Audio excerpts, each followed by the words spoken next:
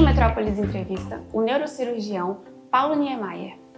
Ele é diretor do Instituto Estadual do Cérebro do Rio de Janeiro e agora passa a atender também em Brasília, no Hospital DF-Star. Bom dia, doutor, tudo bom? Bom dia, como vai? Joia. Primeiro, qual a sua relação com Brasília e qual vai ser a sua abordagem aqui no DF-Star?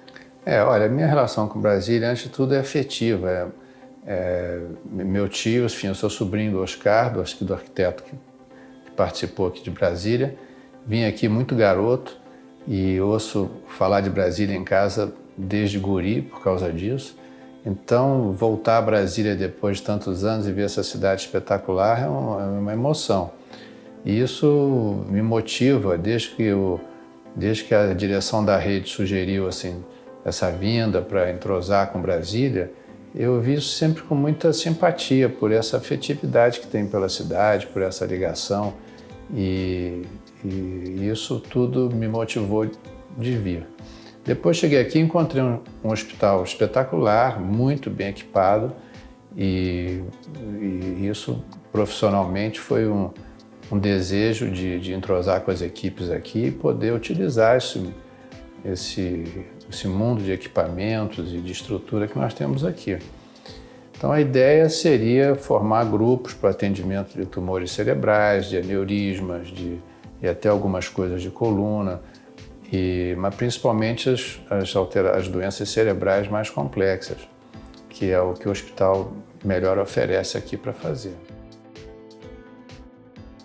O que é mais frequente na neurocirurgia são os tumores cerebrais. Esses são os que ocorrem com maior frequência.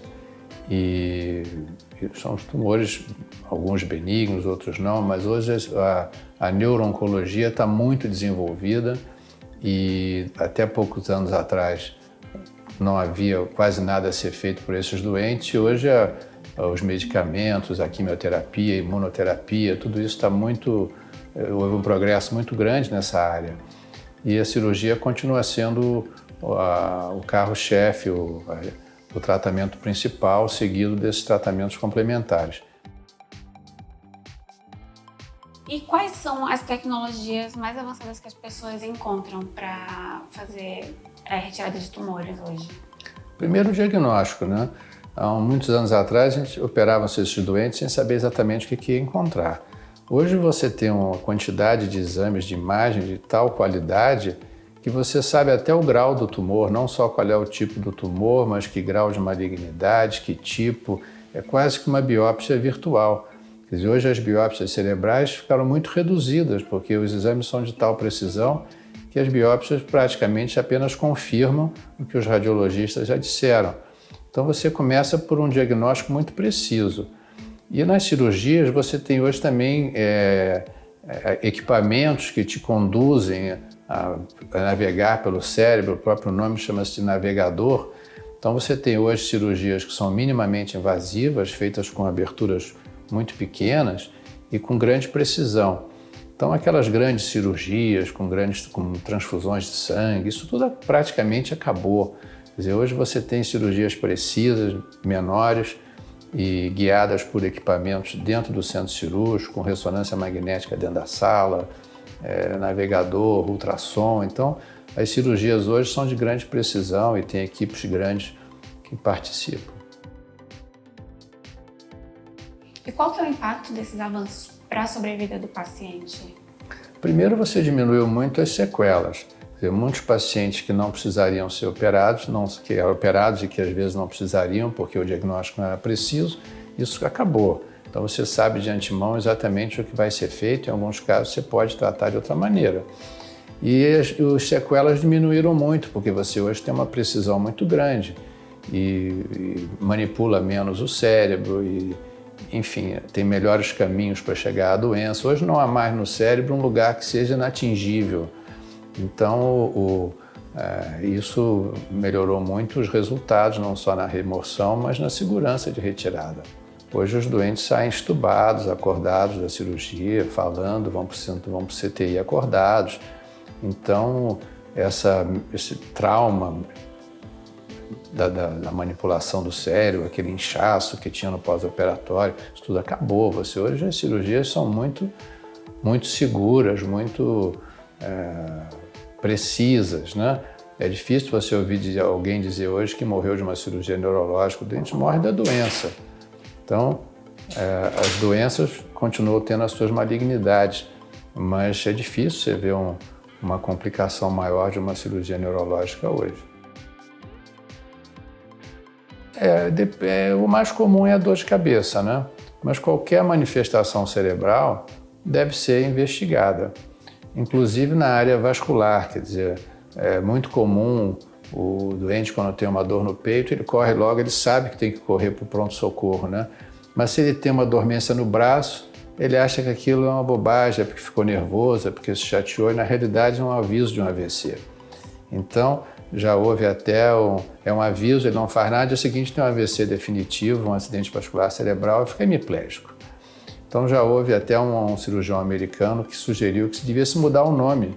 Ao invés de chamar de acidente vascular cerebral, devia-se chamar ataque cerebral, para o doente entender a gravidade do que representa ter uma dormência na mão, ou na face, ou uma visão dupla, que ele tem uma tendência a achar que é porque se chateou, ou teve um espasmo, ou porque comeu uma feijoada. Então, qualquer manifestação neurológica deve ser investigada. Eu acho que os doentes, as pessoas de uma maneira geral, que não são doentes, deveriam incluir o exame neurológico no check-up, porque os check-ups são feitos do pescoço para baixo. Então não há nenhuma razão para achar que o cérebro não deva ser investigado. Quer dizer, as pessoas que têm aneurisma e morrem de aneurisma é porque não fizeram durante o seu check-up um exame, uma angiorressonância para saber se tem um aneurisma ou não. Então isso é uma coisa cultural, porque há um hábito de não se fazer, e quando se comenta, a pessoa diz, não, mas eu não sinto nada na cabeça. Mas você também não sente nada no coração quando faz um check-up, é exatamente uma investigação. E quando você tem um rompimento de um aneurisma cerebral, a mortalidade é de mais de 50%.